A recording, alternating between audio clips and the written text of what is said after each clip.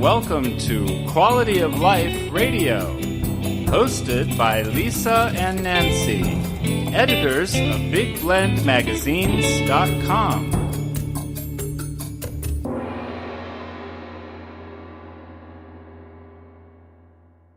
Heart disease remains the number one killer of women in the U.S., killing more women than breast and lung cancer combined.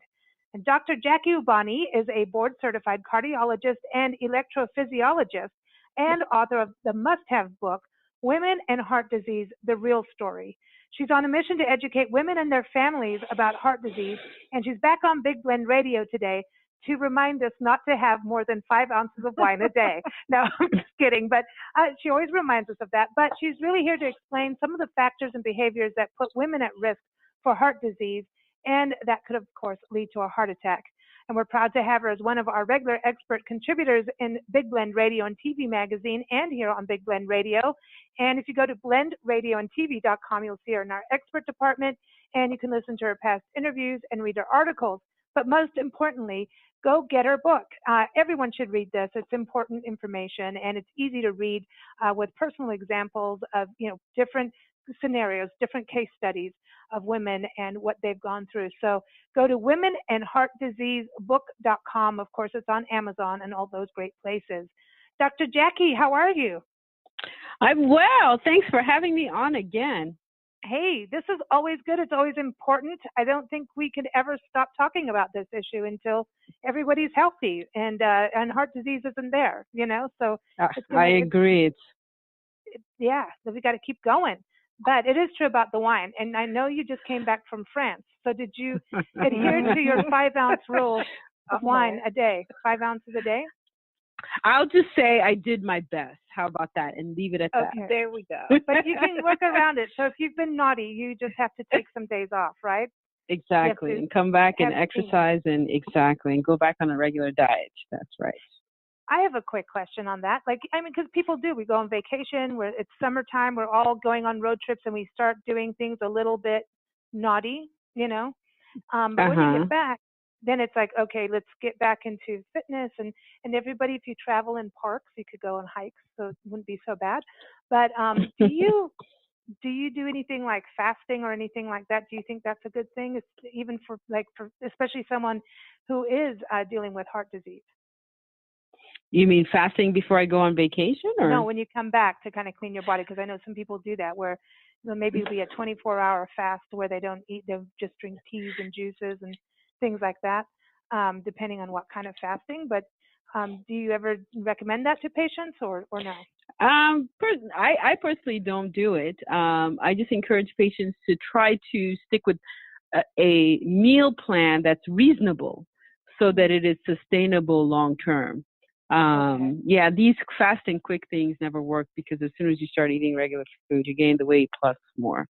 So doing something that's, that you can stick to, something that's not too restrictive on calories and taste, because if that happens, it's not going to be sustainable. So that it can last for a longer period of time. Okay.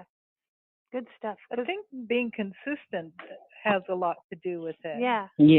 Fasting always kind of makes me feel a little nervous, like it's maybe a big shock to your body.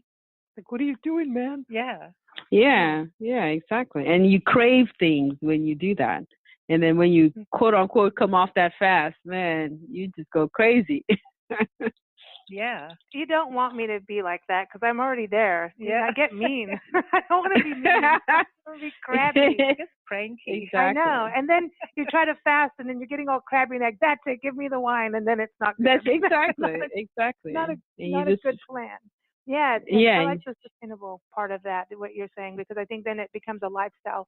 And when you're traveling, you really can make good options. It won't be perfect. But you can opt for the salad, you can opt for some good things. Yeah, and that's absolutely correct. And that's what I try to do, try to be as healthy as possible. But we know that sometimes it's difficult to do that. And, you're always tempted by the cuisine of whatever country you're in. And there's nothing wrong with, having smaller portions of it so that you at least get to try it. But still sort of maintaining a healthy eating. now I know today we're talking about these risk factors for heart disease. And I know you say in your book, Women and Heart Disease, that if you modify it, you can actually modify it and you can take control. And depending on, what the factors are for you, whether it's genetically or you already have heart disease, that you can actually reduce your risk of having a heart attack up to 80%. That's huge. Yeah, that's absolutely correct. And that's actually fact. It's based on research. Research has shown that if you do control some of these risk factors that you have, you can decrease your risk by up to 80%. And if you happen to be one of those people who end up having a heart attack, despite aggressive risk factor modification, your heart attack tends to not be as severe as somebody who isn't. Okay, that's important, because when you think about it, you could be like, I know you've said that you could have like tiny heart attacks and not know it, and then one day it's like it's really serious, And absolutely. Yeah. So, yeah. You say in your book, High Risk. You say it's like if you clinically manifest heart disease or clinically manifest. Okay, here's my new word: cerebrovascular disease. Yeah, so that's a stroke. So the layman term for cerebrovascular disease is a stroke. Okay. So yeah, okay. So people who've had strokes are at high risk, are considered high risk for heart disease. Okay. And then if you have heart disease, can it be something genetic that it comes from your family? Yes, we do see that sometimes. We do see that, if you have heart disease in your family, that it can run in families. But we say that you have a family history of heart disease if you have people in your family having heart attacks at relatively young ages. So we say if males in your family are having heart attacks in their 40s, that's considered young. And females in your family having heart attacks around the age of 50, that's considered a family history. Any time older than that is not considered family history, because we know of the influence of modern dietary indiscretions on heart disease. Okay. Okay. And so, all right. So there's the family history, and then so now, like I've seen this happen lately. I think the last 10 years, more and more women having strokes at a younger age, in their 30s, 40s, and 50s. I don't know if you've seen that as well. And then is that raising that bar on why we have so many cases of heart disease in women and heart attacks? Yeah, actually, that's a very interesting and important point that you do raise. Women are at higher risk for stroke compared to men, and the exact reason for that is not entirely clear. But so that's why women tend to have a higher risk for cardiovascular disease compared to men. So, just high risk of cardiovascular disease. So it's very important to understand that women have high risk for stroke and to treat women appropriately who you consider high risk for stroke if they have other rhythm abnormalities like atrial fibrillation that can put them at risk for blood clots. Okay, wow. So is it because we're more emotional? It's possible, but there's nothing in the literature that points one way or the other, because there hasn't really been a study about it. We know from observations or from looking at charts and looking at patients with diseases that women just tend to have a high risk. But as to why that happens, I don't think it's been borne out in the literature. No one's ever really looked into it yet. Wow, I hope somebody does, because it could help. It could really help. I sometimes really think if it's escalating, then it's got to do with our environment and our lifestyle. It's just the food, the stress, and I wonder how much of what's going on in the world is the level of stress. I was reading an article just yesterday. Was it yesterday, Nancy? It was interesting. There's a guy and his husband and wife traveling the country in the RV. You know how Nancy and I are like, that's our thing, and I could totally relate. That he was talking about, the whole thing was you want to be able to see outside and experience these places and, have this more balanced life and not be, having to be to every meeting, blah, blah, blah, blah, blah, this pack, how your day goes crazy. And even when they're traveling, they start to see that changed. And now they're on the road going bing, bong, bing, bing all around the country, like back and forth and not having fun anymore. And he said, he actually thought that we have, as a society, Americans have become this, the busier you are, it's almost like a status symbol. And, his wife had to pull him out of it and say, that's it, we're staying here right now, we're camping for 5 days, and now they're getting back on balance. But he says that you just get swept into this, and it's he just thinks we're actually addicted to piling too much on our plate. Yeah, and I completely agree with that. Especially, in this country, we work very hard. It's a very stressful environment, and stress can definitely lead to heart disease because it can contribute to you having high blood pressure. It contributes to physical inactivity because if you're so busy, how do you ever find time to go to the gym? It contributes to a horrible diet because you don't always have access to healthy food if you're so busy. You just grab whatever is closest to you. Right, exactly. And you have less opportunities to go to the doctor, or you choose not to go to see your doctor because you're so busy. So being very busy is overall not very good for your cardiovascular health. I'm thinking about women because this day and age, it seems to take more than one paycheck to be able to keep a home. And most women are challenged with working as well in a full-time job, not a part-time job, as well as raising a family. So that's really double the stress. It really is. It really is. And that's why it's very important to educate women about heart disease and the fact that they're at high risk for heart disease so that they can, try to, live a healthier life, or at least try to see the doctor every once in a while to get your heart checked up and to make sure you're, on the right track. Well, maybe they should pay women more than men for a change. Yeah, I know. There we go. I know. And every mother needs to make a little closet space for a meditation room. And just, in the closet. I'm going in the closet now. A lot of people are popping out of it, but a lot of people need to go pop in there and just like chill out. Because there's something about a closet. I've done it where I just go sit in the closet, like just Exactly. if you have a walk-in closet and that's it. It kind of forces you. It's a good meditation space. There's a lot of closets you can't get in. It's better than the bathroom. There's something about the bathroom. Then you start, looking at your feet and going, "Oh, I need to do this with my toes," or No, you need to go sit in the closet. I don't want to hear. Less distracting things in the closet, probably. Oh, that's true too. That is. It's like, look at my shoes. I need a new pair. I'm running out of handbags. I need to go back to work so I can get another handbag. But there's just you gotta like. I just say turn the light off. Just I don't know. Go out into nature. Just go. Really taking a walk is the best. So taking a walk. Here we are, back to our 1 hour walk. Yeah. Oh man. Okay. On the fun side, did you take any 1 hour walks in France? Not 1 hour. Well, actually, we did when we did our city tours. We would just walk all over, especially Lyon. Lyon is a walking town. So we went to see all the sites, and it was all walking. We walked the whole afternoon, I think 3 to 4 hours of just touring, the city. So, almost every day, even going to the wineries, every day we walked a lot, actually.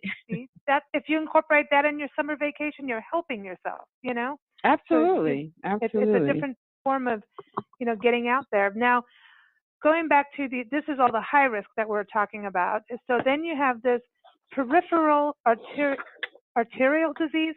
What's that? So that's when you have blockages in the arteries of your leg. And we know that people who have blockages in their legs can also have blockages in their heart. And the clinical manifestation, or the way patients present with peripheral artery disease or blockages of the arteries in their legs, include pain with walking that gets better when you rest. Those are like, red flags that you may have a blockage in the arteries of your leg. Yeah, a friend who died from a heart attack, remember before he kept thinking he was having gout, and this, he was living in Mexico at the time and retired out there. And we kept like, you need to walk. We kept like trying to get him, I'm not walking. And he also started smoking again. See this, and he Oh, did. really? Yeah. He had a stroke, and then the heart attack, one after the other. Boom, boom. Yeah. And then he, cleaned himself up. He also went through stress. He lost his wife. Boom. Yeah, that. exactly. It was like a crazy land. And then he cleaned up. It was getting a little bit better, and you could see when people start to like just not care anymore, and the smoking came back, and then the food and the meat, and would go and see me. He's like, you need to bring cherry juice. I've got the gout. And we're like, you need to walk. And he said it really hurt for him to walk. And he couldn't understand it, and probably needed to go and see the doctor more than he was. But he said it like hurt the bottom of his feet, and it hurt his legs just generally, like in general. So I wonder if that's why. It's possible. It's possible. The only way you can find out is to go to the doctor and get some tests on your legs to see. But you see how, that what you described is a perfect example of how all of this goes hand in hand. You're smoking, which increases your risk for heart disease. You're not exercising. You're not eating well. There's stress, and all of that just snowballs, and you just go from a heart attack to a stroke. So they are one thing leads to the next, really. Wow, I just saw a thing where they put cigarettes in this tube, like this glass thing, lit them, and here it was insane. They showed how clean it was, and then they burned one without it being a cigarette, like a clean thing, and the whole glass jar, filled with tar, and they went to clean it. It was tar. Black. Exactly. It looked like molasses coming out of that. Just tarry stuff. And it was like, they're like, that's what's in your lungs. I'm like, that is, that's scary that goes in your lungs, and then that affects your breathing, which then affects your heart. That's pretty crazy when you think about how bad it is, smoking. Absolutely. Cigarettes go in there. Go ahead. Yeah, I was going to say cigarette smoking is just bad for you in general. We know that women who smoke are at 25% higher risk of having a heart attack compared to men. Cigarettes just have a whole lot of bad things in them. We say, or the American Lung Association says, that there are roughly 600 ingredients in a cigarette alone. And when you light the cigarette, there are 7,000 chemicals that come out of the cigarette, and about 69 of these chemicals can actually cause cancer, and they're extremely poisonous. And so what poisonous. are we putting in the air? So like exactly. Exactly. Secondhand smoke. Secondhand smoke. But what about even pets? People, they smoke in front of their kids and their pets. And I always wonder, like, is that why so many animals die of cancer now? Is because they're around smokers and their food. Their food's bad. It is it's possible, because when you're close to that chemical and you inhale it, you get all the detrimental effects as if you were the primary smoker. So, so I can imagine that it affects animals just the same way as it affects human beings. Wow, so this is all connected. Now, if you have peripheral arterial disease, you could think I'm not a doctor. But you said that so well. I thought you were a doctor. I'm like, so now I'm like, okay, read this. You can do it. You can do it. You did well.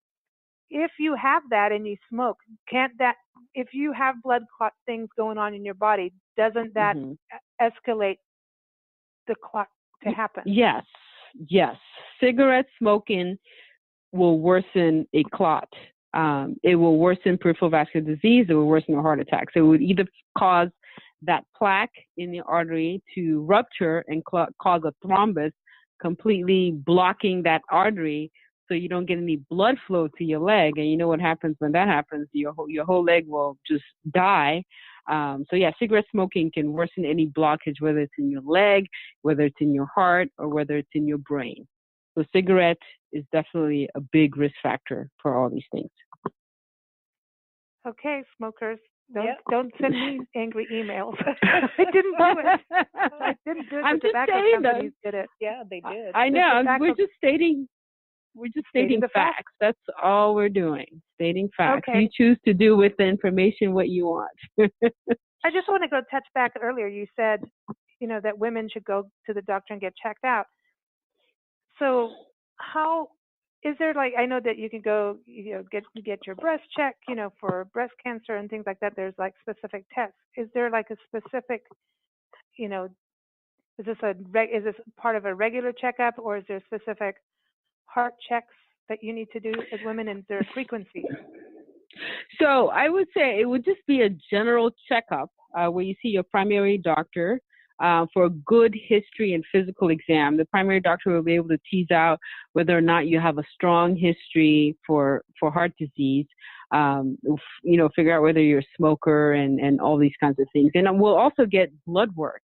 And from checking your blood work, we can determine whether or not you have high cholesterol, whether you are diabetic,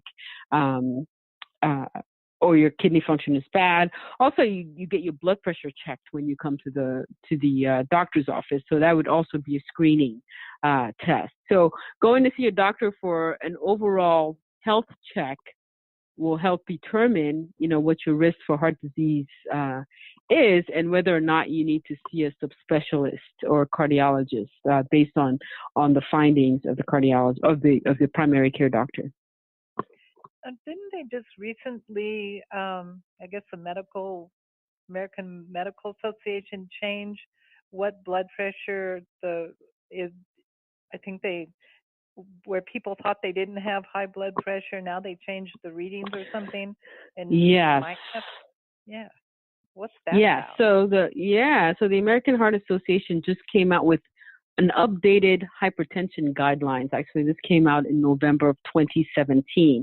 And so they've actually decreased the number that's considered normal blood pressure. So they used to say that your blood pressure was considered high if the top number, your systolic blood pressure, was greater than 140 and the bottom number was greater than 90.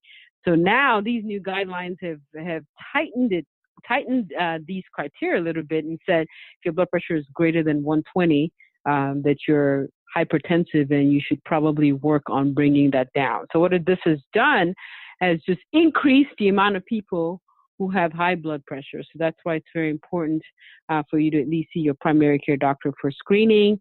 And if you are hypertensive, it would be a good idea to buy one of these blood pressure cuffs so that you can monitor your blood pressures at home. Yeah, because going to the doctor, I mean, I just even thinking about it, I can feel my heart start to race. Like, no joke. No, it's but true. There is that. And I know we've touched on it before, but I always want to touch on this because I think it gets so stressful. How can we go to the doctor without freaking out so that we can get our blood pressure where it is at a normal rate? Take a tranquilizer. I know. No, I would never. I would never endorse taking pills before you go to see a doctor. But yeah, I mean, sometimes that is inevitable. A lot of times patients come to the clinic, they're stressed out and their blood pressure is elevated.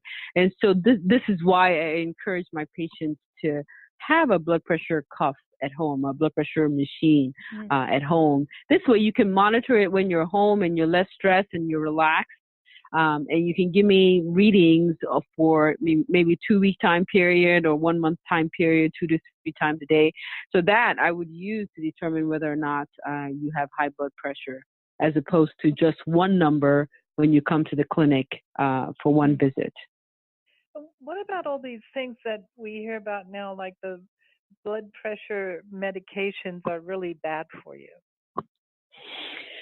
Well, I would say high blood pressure is worse for you than the medications. So if you've tried all these lifestyle modifications, like, eating a heart-healthy diet, exercising, cutting out, quitting smoking, et cetera, and your blood pressure is still high, and meditation in the closet and all those things. If you're doing all these things consistently and your blood pressure is high, then you will most likely need to go on medications, because studies have shown that if your blood pressure is high, you are at risk for a stroke and heart attack. So the problem with getting patients to take blood pressure medications is because they have absolutely no symptoms.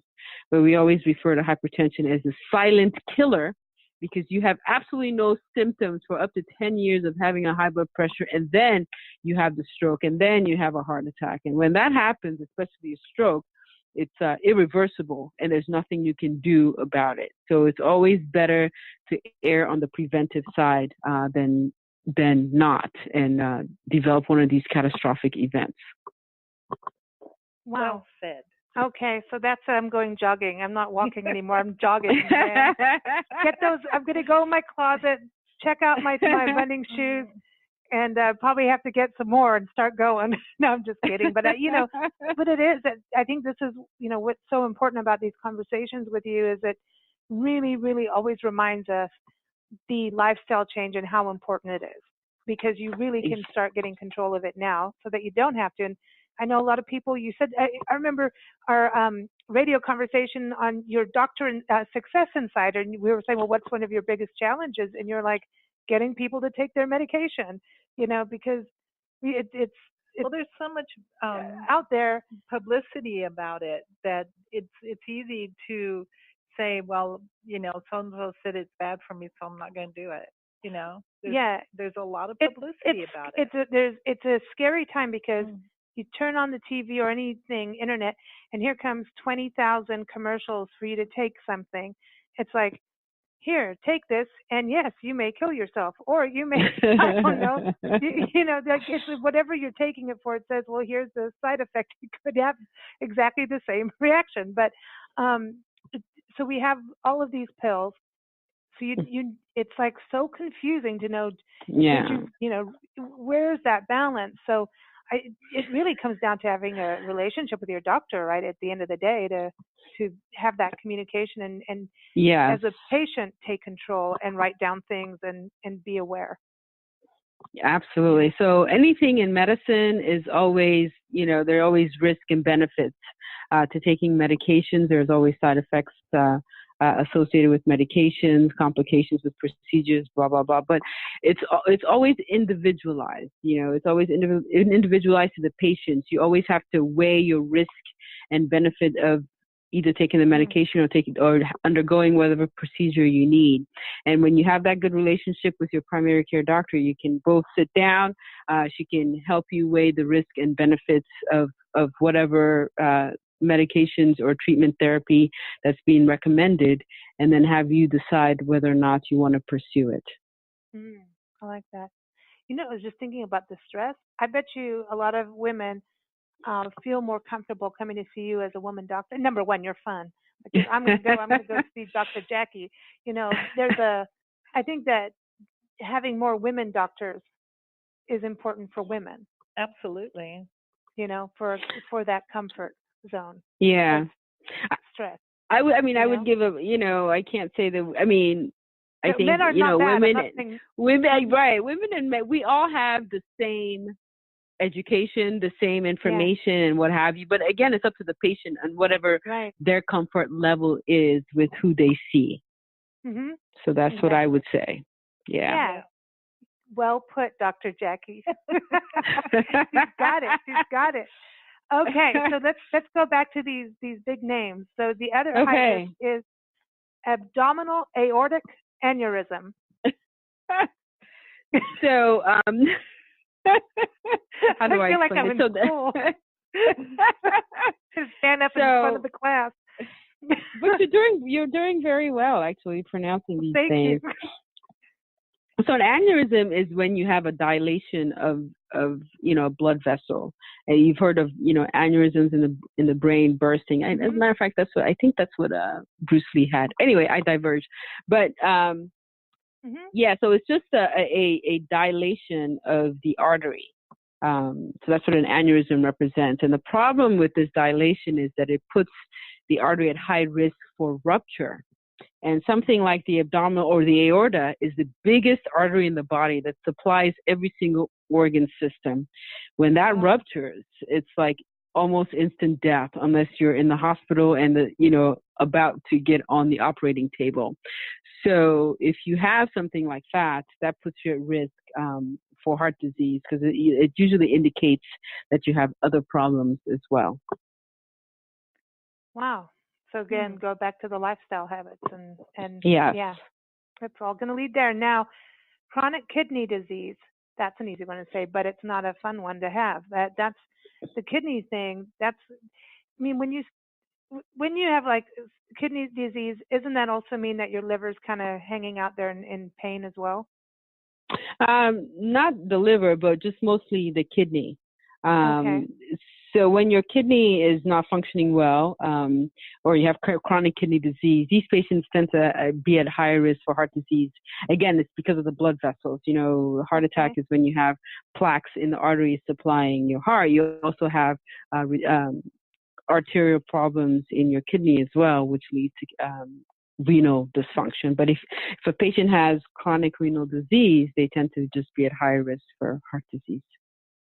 Do kidney stones have anything to do with that? Because I noticed lately some of our friends, women friends, they seem like they're all getting kidney stones or gallstones. Yeah, no, unrelated. So kidney stone, you can have that, you know, if you're dehydrated or what have you, and some of the chemicals form a little stone that can occlude your ureter, or, you know, your urinary tract as it's coming out, and that's what causes the pain. But that's typically unrelated to chronic kidney disease. As soon as you said that, I took a sip of water. I know. I was Yeah, like, there you go. like that's it. I'm sucking on that water. Oh my gosh. Okay, and then what about diabetes mellitus? Now we've talked about diabetes, and this is like when you think about, you know, how the escalation of women having strokes and men, this is really at the top of the list too, because of so many people with diabetes, so many children. Yes. Yeah, diabetes is a huge risk factor for heart disease. People with diabetes are at the highest risk, actually, for heart disease. We know that diabetes destroys all of the blood vessels supplying the heart, and puts patients at risk for heart disease. So it's very important to get screened for diabetes, and if you do have diabetes, to be treated appropriately.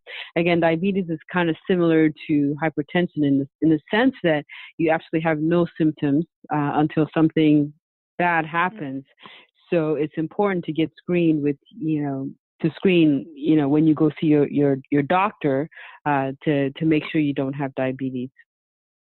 Okay. Wow.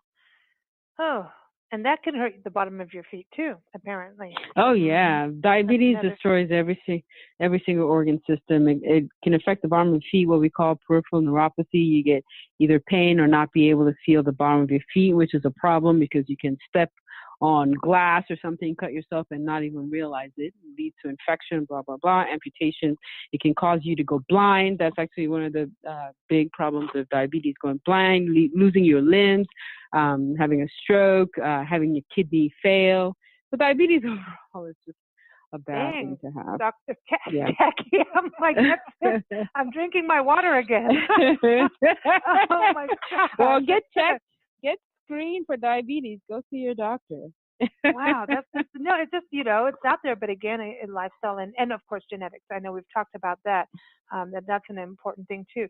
But speaking of that, you know, diabetes, I know more and more kids are getting it, and even born. Yeah, I mean, this is becoming diabetes is becoming kind of an epidemic, you know. So I was wondering, do you ever see kids getting heart disease?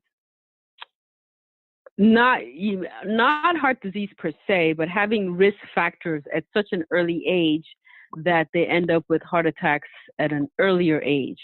So we say if you have bad diabetes, it takes about 10 years or so, 15 years before you start manifesting heart disease. So we absolutely are seeing diabetes in younger and younger people, and we think that this is because we're seeing a lot of obesity in younger and younger people. So we end up seeing sicker hearts at a younger age than normal. Oh. Now, aren't some people born with, like, they always talk about I have like a heart flutter or something like that, or like a murmur and stuff like that. So I've seen, like, I remember going to school with kids that they were born with something to do with their heart. And do you see a lot of that now? And what is a heart murmur? Anyway, like, really, I always wondered really what it was. So a heart murmur is how do I put it? Okay, so there are two kinds of heart murmurs.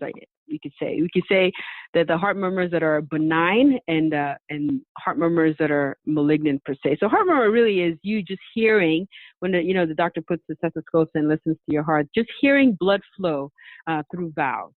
And for the most part, most of them are normal because you have some mild, what we call regurgitation through some of the valves, and you can hear that's benign. But the malignant murmurs can signify that you have an abnormal heart valve. So the heart has typically 4 valves. The valves are like doorways that open and close, open and close because they're shuffling blood forward. So you can just imagine the valve opens, blood goes into one chamber, and it shuts, and then opens again. So it just basically helps shuffle blood through the heart. So you can have problems with these doorways. You can have a doorway that just won't open correctly. It won't open all the way. It's kind of tight. So when it opens a little bit, you have blood trying to rush through this small opening, and you can imagine that makes a loud sound like or something like that. So that would be like a stenotic valve, and you can hear that as a murmur. Or you can have this door that's just floppy and doesn't close correctly. So every once in a while, it just doesn't close, and so the blood ends up going backwards instead of forward. So as you can imagine, you would hear that in when you're auscultating the heart. So a murmur could either be normal, just normal blood flow through the valves, and those tend to be not as harsh. And they're just light, as we say. And then you have the malignant ones that may require some kind of surgery to correct the valve. And as a result of the valve either being too stenotic or too tight or being incompetent, if that makes sense. When you say malignant, you don't really mean, because when I hear that word, I always think cancer. No, just bad. I just say it's so bad that it needs to be fixed. Yeah. As opposed to benign. One's negative. Yeah. Exactly. Yeah. So it's just really bad and it needs to be fixed. So not all murmurs are bad.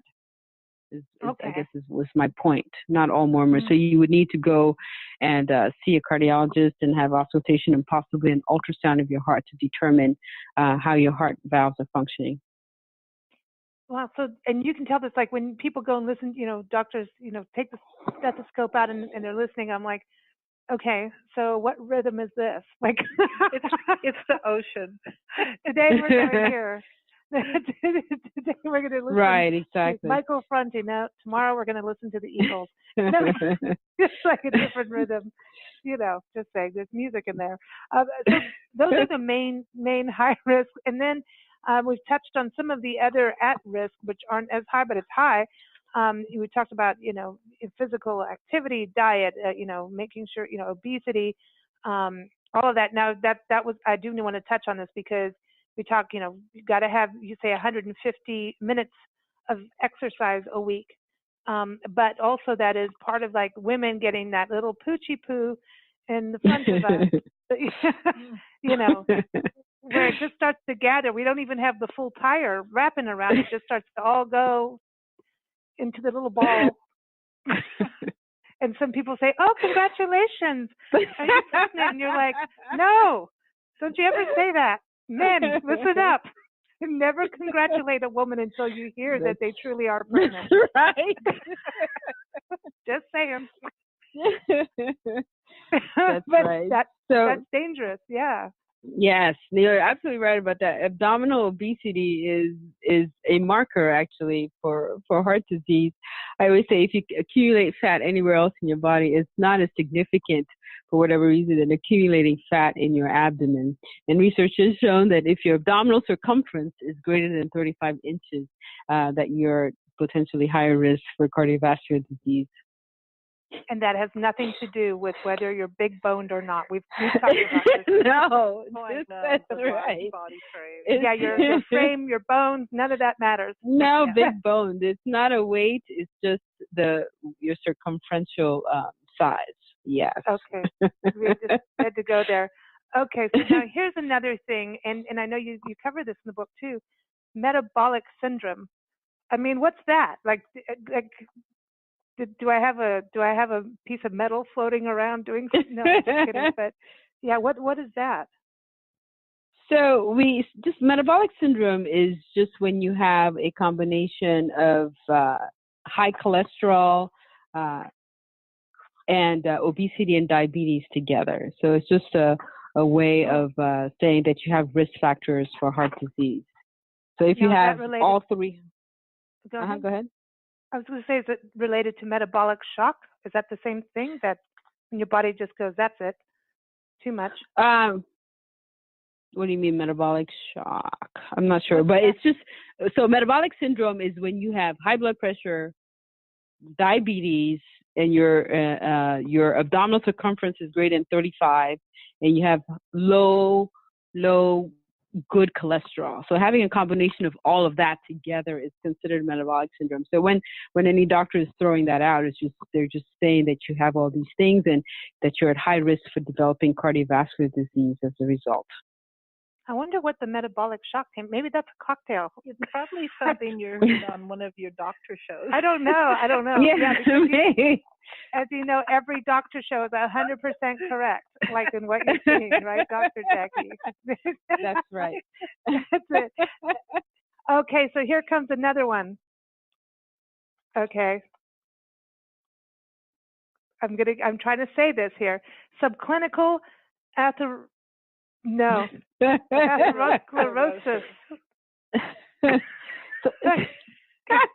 So I was doing so well.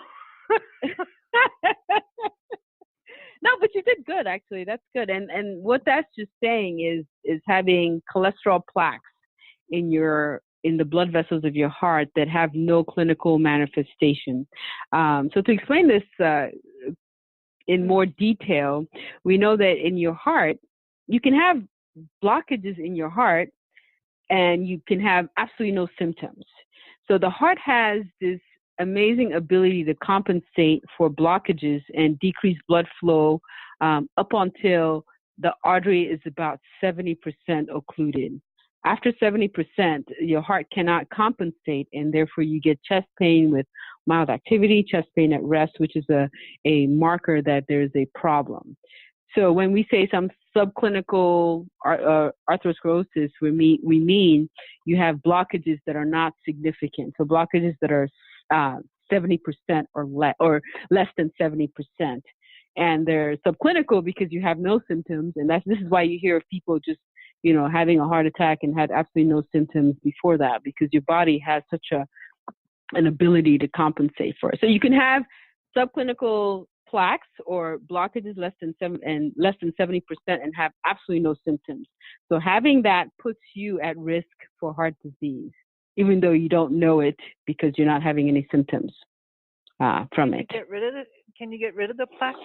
Absolutely. We talk about all the risk factor modification, the healthy eating, the exercising, and that's how you decrease your risk by up to 80%, because you can actually either reverse some of these bad cholesterol plaques, or you can stabilize them so that they don't have a high risk of rupturing and causing a heart attack. Well, that's good news. See, that's the thing. That's why we have you on here. You can tell everybody you can do this. You can. I think it's scary. When you think what we're talking about, it's like, oh my gosh, all these things can happen to us, but we can get through it. And absolutely to know it, prevent just, it's like going in a different direction, man. It's like you could go on this highway or that one. This one, it's got pretty scenery and it's got a fish trail and it's got a juice bar. The other one, well, it's got fast cars. You can't really walk there, and they give you gross cheeseburgers that are just full of bad things and chemicals and smoky. You're coughing. Anyway. Just pick the right highway. Go to the scenic route. Exactly. Go to the clean one. Yeah, go to the clean one. The birds are chirping, and there's just good food that you do enjoy. But it's not, so it's nice. It's really nice on the other side. We just have to keep getting there and reminding ourselves. So the other part was you talk about women and when they're pregnant, basically, there are some things that can happen. You talk about pregnancy-induced hypertension, preeclampsia, that's my other word, and gestational diabetes. So these are things that pregnant, ladies need to know about, mommies need to know.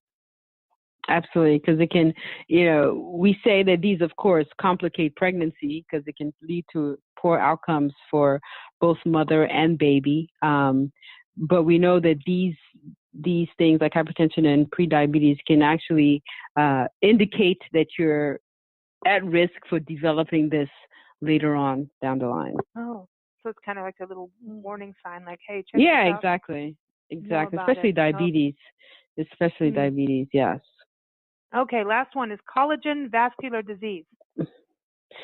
So that includes it's in your hair.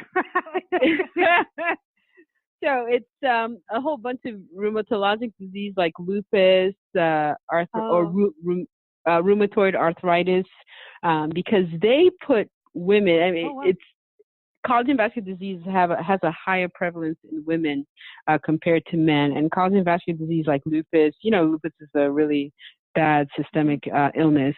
They can put you at high risk for forming blood clots and therefore having a stroke. And since it's more prevalent in women, it could account for why we see higher risk of cardiovascular disease in women. So then the word collagen, to me, that means face cream, because that's what everybody says. And in your hair. Yeah. In your face cream. Yeah, it's all over. It's in all of our tissue. It helps form the structure of all of our tissue, so it's all over the body. And that's why when you have a problem with it, like lupus, you have a problem with every single organ system because it's found all over the body. And we don't want it. You don't want it to be bad. Exactly. You don't want collagen vascular disease, usually autoimmune. It's sometimes where your immune system is attacking and destroying certain parts of your body. So you don't want it to go bad. Okay, but now, do we want it in face cream? Yeah, normal collagen, yes, absolutely. You don't want the disease part. See, collagen is okay. Collagen vascular disease is not good. Okay, I got one last question. On the reversal, we want the 80% turnaround, okay? So this is, everyone's got to work on that. So part of this, we talk about stress and, all of these different things that happen. Your body gets stressed and then you can get sick or whatever. And I'm reading more and more that the importance of sleep and how sleep helps heal your body. Is that true? Like how many people live on 4 to 6 hours sleep a night? And the more I realize, like as soon as I get sick or something, I just go to sleep because I feel like letting my body. Number one, it's so annoying to be sick. I hate it. I really can't stand it because I'm too hyper. But it's like, oh no, I have to shut up for a week. I'm sick. What am I going to do? But there is something that happens. Like I feel like there's a restoration that goes on with your body. Does it help your heart going to sleep? I mean, we think so. Because when you get lots of sleep and you're well rested, your adrenaline level is low, and you just feel healthier, and you're more apt to exercise and stick to whatever meal plan that you have, and overall less stressful hormones in your body, which contribute to risk for heart disease. Okay, all right. So sleep is good for sure. You should at least get 7 to 8 hours of sleep every night if you can. Yeah, she just keeps, because I stay up late and then we get up at 4:30 or 4 in the morning. and it's like, okay. And she's like, you can't just keep doing that. You have to go to bed early if you do the 4 in the morning thing. For sure. I can't do it. It's because it's hot and we walk in the mornings and it's hot. It's like 100 degrees before 9 o'clock. Yeah. So it's like, you gotta, get out there and, I can do 4:30 for like 3 days, and then the next day I'm not getting up. Yeah, it's not gonna happen. Yeah, I know. So you would just have to go to bed earlier so that you can get your 7 hours in. Yeah. 7 hours. Yeah. Hear that, Lisa? I know. I'll try. Yeah.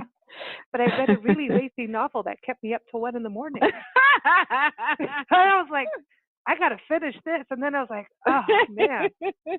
All right, now I can go to sleep. I didn't go in the closet with it, so, so I was that sounds really odd. That sounds really bad. I know. Hey, humor's good.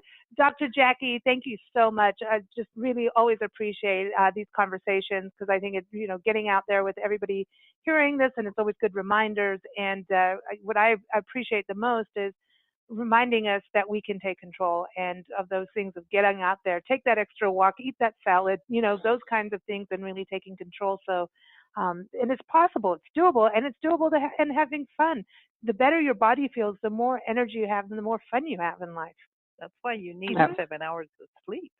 Oh boy. I think I'll go to sleep early just so I don't have to go get 7 hours of sleep. Oh man. But everyone, again, Dr. Jackie's book, it's Dr. Jacqueline-Eubany, and it's Women and Heart Disease, the Real Story, of course, Amazon, all those great places, but you can go to her website, womenandheartdiseasebook.com. Her articles and interviews are also up on blendradioandtv.com. Just go to our expert department or just type in Dr. Jackie and you'll find her. And she's also in our Big Blend radio and TV magazines.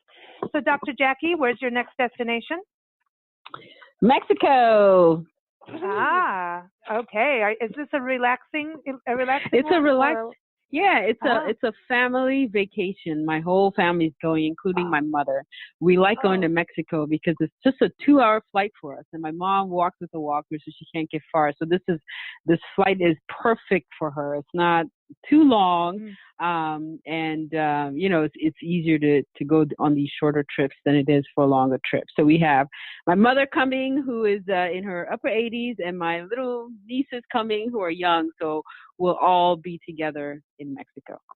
Oh, that's awesome. Cool. Well, enjoy every second of it. That's special times right there, And absolutely. Really good food too, and tequila, so you can't go wrong. But enjoy, and we've got a song for you as always. We always like to find any heart-related song, and I'm sure we played this one before, but because we know you love beautiful singing. And this is As I Give My Heart. It's by Gina Zavalis, and you can go to ginazavalis.com. We're very excited because she's getting ready to release another album, and we've been waiting and waiting and waiting. So sometimes really good things take a long time. So come on, Gina, get it out already. So here it is, As I Give My Heart. Thanks, Dr. Jackie. Thanks, everyone, for joining us. Don't forget, go to bigblendradio.com for our schedule of radio shows.